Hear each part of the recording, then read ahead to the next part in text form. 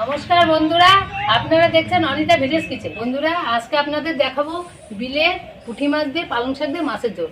আমি কিভাবে মাছের ঝোলটা রান্না করবো পুরো রান্নাটা দেখবেন। আমি এখন মাছে লবণ হলুদ মাখিয়ে নেব। তেলটা গরম হয়ে গেছে, এখন আমি পুঁটি মাছটা ভেজে নেব।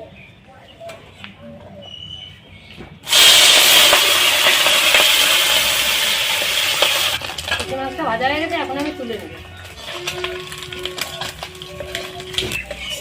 মাছ ভাজা তেলের পরে আমি এখন পালং শাক ছেড়ে দেবো। পালং শাকের মধ্যে পরিমাণ মতন লবণ দিয়ে দেবো,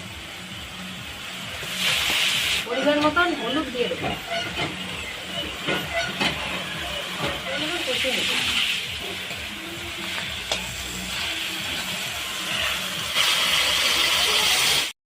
শাকের মাছের ঝোল এইভাবে গামাখা গামাখা রাঁধতে হয়, খেতে খুব ভালো লাগে।